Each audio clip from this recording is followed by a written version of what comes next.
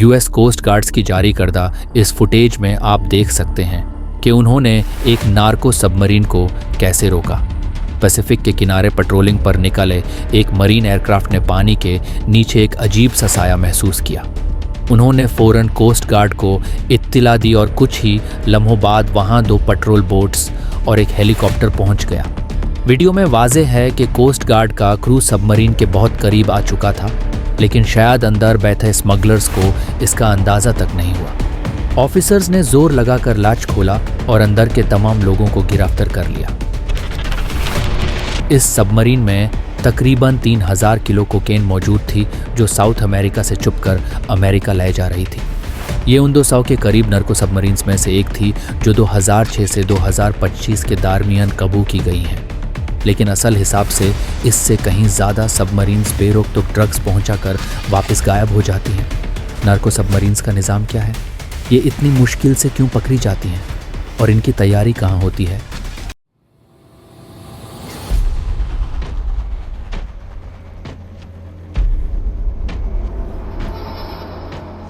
Unique vlogs की videos में एक बार फिर से खुशामदीद।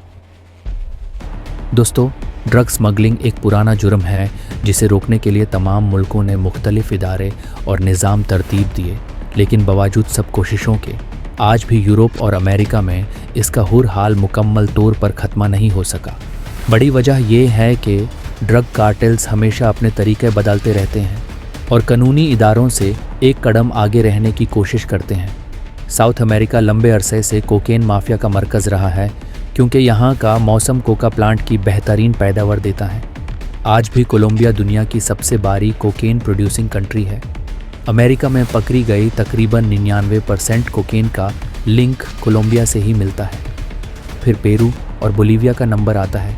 ये तीनों मिलकर गोल्डन ट्रायंगल कहलाते हैं, क्योंकि दुनिया की 99% से ज़्यादा कोकेन यहीं से निकालती है। 1960 की दहाई में लोग कोकेन को सामा में छुपाकर नॉर्मल फ्लाइट्स में ले जाया करते थे। जब चेकिंग सख्त हुई तो समंदरी जहाज़ों का सहारा लिया गया। फिर प्रॉफिट्स के लालच में माफिया ने सेस्ना प्लेन्स इस्तेमाल किए, जो कोलंबिया से उड़ाकर कैरिबियन आइलैंड्स या सेंट्रल अमेरिका के जंगल एयर स्ट्रिप्स पर उतारे जाते थे। वो दौर था जब पाब्लो एस्कोबार का मेडेलिन कार्टेल दुनिया के ज़्यादा हिस्सों पर कब्जा रखता था। कार्लोस लेडर ने तो पूरे आइलैंड्स को स्मगलिंग सेंटर्स बना दिया था। अगले 4 सालों में रेडर टेक्नोलॉजी बेहतर होती गई और प्लेन्स पकड़े जाने लगे। फिर कार्टेल्स ने मॉडिफाइड स्पीड बोट्स का सहारा लिया, मगर कोस्ट गार्ड पेट्रोल्स भरने पर वो भी मुश्किल हो गया। 1999 तक बड़ा स्केल पर ड्रग्स का हवाई या समंदरी सफ़र मुश्किल हो गया। इसी दबाव ने एक नई इंजीनियरिंग सोच को जन्म दिया। कार्टेल्स ने फैसला किया कि वो अपनी खुद की सबमरीन्स बनाएंगे, ऐसी जो रेडर से बच जाएं, समंदर में खो जाएं और ज़्यादा वज़न उठा सकें। फाइबर ग्लास के हल की वजह से रेडर इन्हें कैच नहीं कर पाता। हर मिशन में 5 से 10 टन तक कोकेन ले जाई जा सकती थी। कई सालों तक अथॉरिटीज़ को इन सबमरीन्स का अंदाज़ा तक नहीं हुआ। ये सिलसिला 2006 तक चलता रहा, जब पहली दफ़ा कोस्टारिका के करीब एक नार्को सबमरीन पकड़ी गई। कोस्ट गार्ड को सिर्फ 3 प्लास्टिक पाइप्स पानी के ऊपर नजर आए। बाद में पता चला कि वो 50 फुट की सबमरीन थी। आखिर इन सबमरीन्स का इंतज़ाम होता कहाँ है? इनके फीचर्स क्या होते हैं? ये कितना सफ़र कर सकती हैं? और स्मगलर्स इतने महंगी वेसल्स को डुबो क्यों देते हैं? 2006 से अब तक 200 के करीब सबमरीन्स काबू की गई हैं, मगर एक्सपर्ट्स के मुताबिक असल गिनती इससे बहुत ज़्यादा है।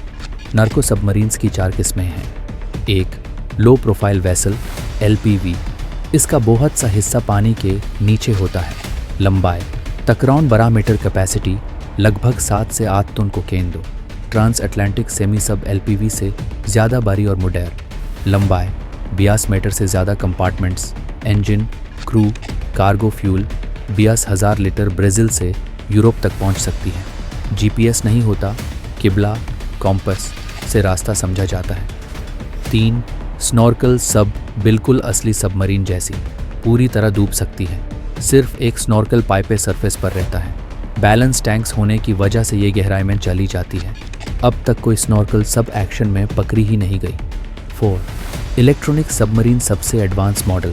12 में लंबी क्रूलेस डीजल के बजाय इलेक्ट्रिक मोटर्स रेंज सिर्फ 7 किलोमीटर बड़ी शिप इसे टो करती है, डेंजर पर रोप छोड़ दी जाती है और ये पानी में गुम हो जाती है। कभी भी कोस्ट गार्ड के हाथ नहीं आई। क्रू के लिए चौथा वॉशरूम, सोने की जगह और सिर्फ एनर्जी बार्स रखी जाती हैं। इनका निर्माण साउथ अमेरिका के घने जंगलों में होता है, जहां ना सैटेलाइट पहुंच सकती है ना ड्रोन। एक सबमरीन की लागत कुछ मिलियन डॉलर होती है, लेकिन जब माल 400 मिलियन का हो तो कॉस्ट बेमानी लगती है।